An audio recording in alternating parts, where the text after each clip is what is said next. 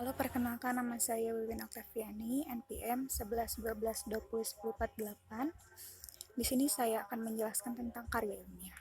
Karya ilmiah adalah suatu tulisan yang membahas suatu permasalahan.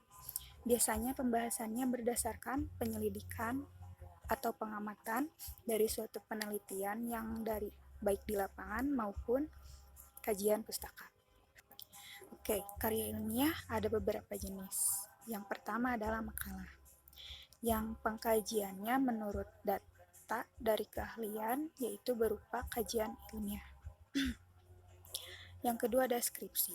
Skripsi adalah salah satu syarat untuk menuju sarjana atau S1.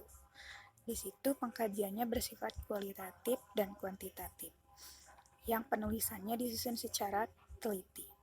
Yang ketiga ada disertasi, yang dibuat untuk memperoleh gelar dokter ataupun S3.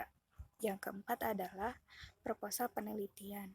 Proposal penelitian yaitu yang mengisi suatu agenda untuk permintaan pengkajian suatu aktivitas kepada orang yang berkaitan.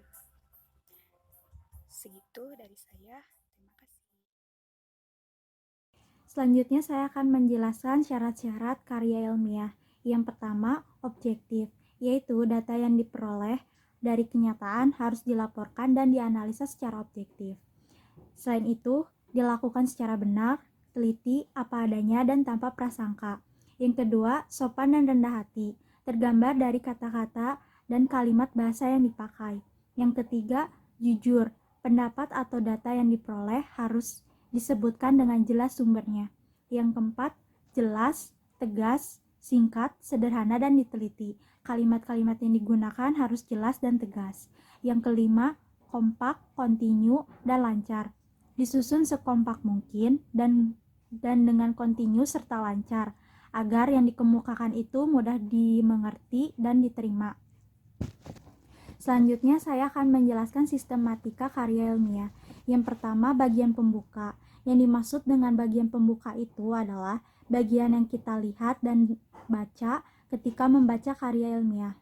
Bagian pembuka karya ilmiah terdiri atas beberapa bagian. Yang pertama, sampul. Kedua, halaman judul. Ketiga, halaman pengesahan. Keempat, kata pengantar. Kelima, daftar isi. Dan yang terakhir, abstrak.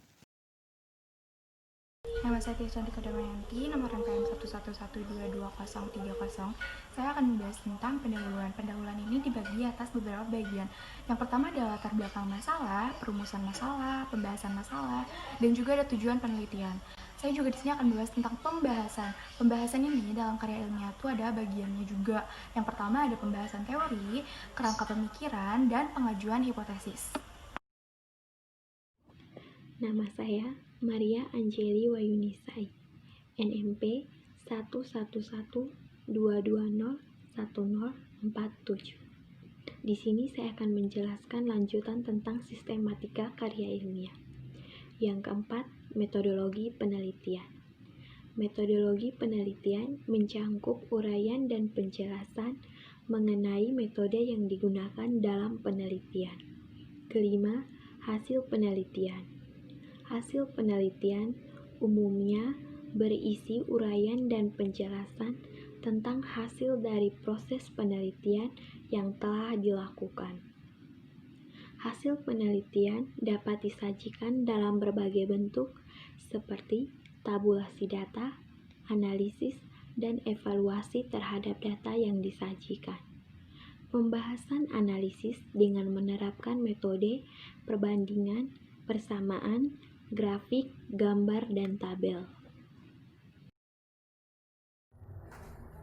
Nama saya Hendra Gunawan, NPM 11122201042. Yang keenam ada bagian penutup.